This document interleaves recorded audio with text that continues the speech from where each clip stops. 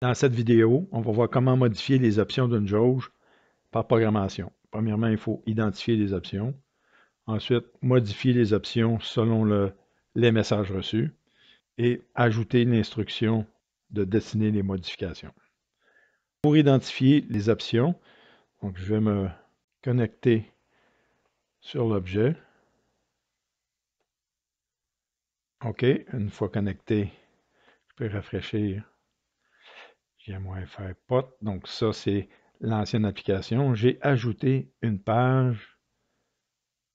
Elle n'est pas dans la navigation, mais elle est sur le système de fichiers. C'était déposé dans le système de fichiers et ça s'appelle Switch.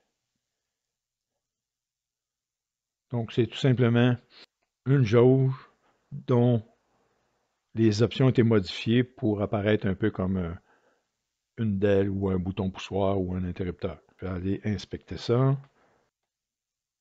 Souris droite, inspecter éléments. Donc au niveau des éléments, ici j'ai mis un point d'arrêt de façon à ce que, donc ici, si je mets à jour, il y a des messages qui sont envoyés automatiquement là, par le SP. C'est encore un message Wi-Fi POT au niveau de l'ADC, donc on a des valeurs selon la valeur du potentiomètre.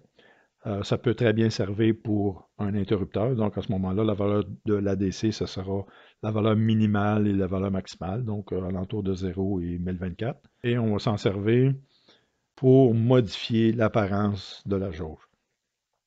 J'ai mis le point d'arrêt après qu'ici, on a récupéré l'élément, l'objet jauge, dans une variable qui s'appelle jauge T.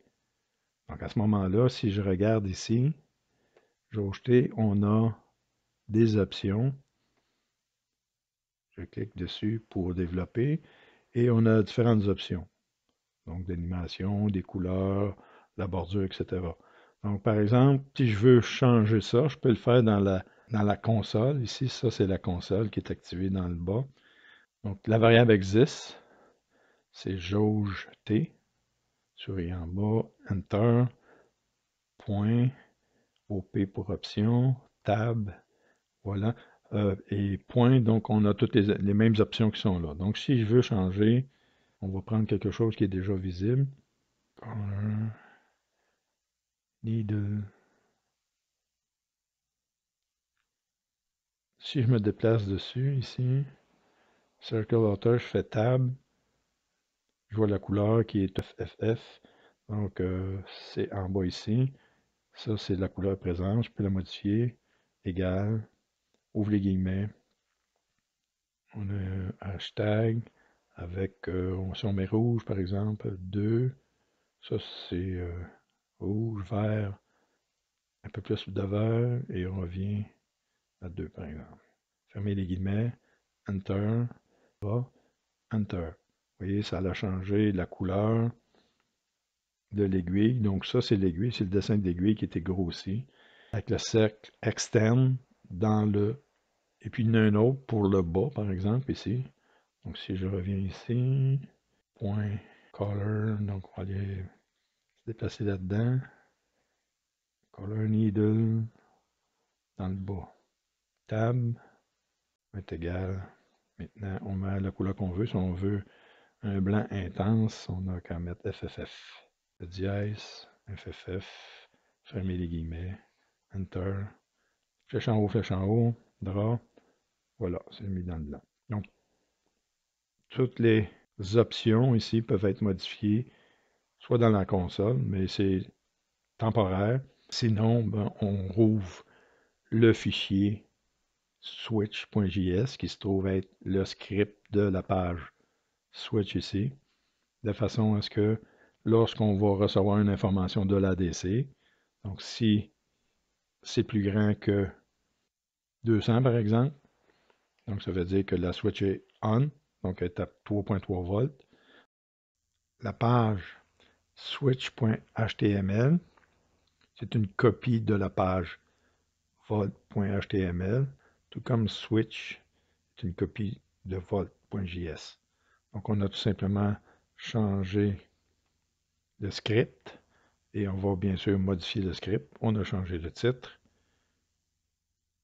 On a des styles au niveau du corps, l'alignement et la largeur du texte qui va être utilisé. La navigation ramène à la page Volt. La page active, c'est la page Switch. Et ce qu'on voit ici, c'est lorsque on démarre. Donc, si je viens ici et que je fais un breakpoint pour empêcher les couleurs de changer, donc je vais venir dans la source et je vais faire un breakpoint ici. Et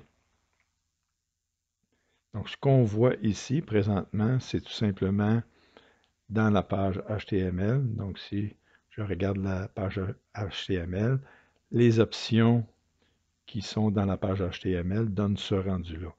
Donc, ce qu'on ne voit pas au niveau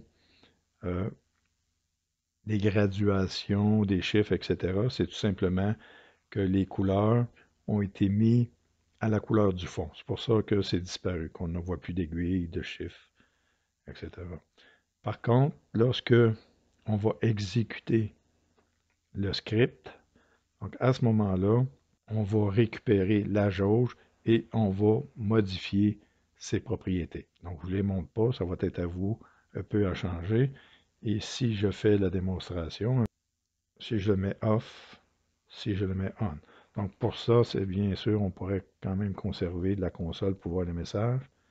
Au niveau de la console, vous voyez que je reçois des messages continuellement.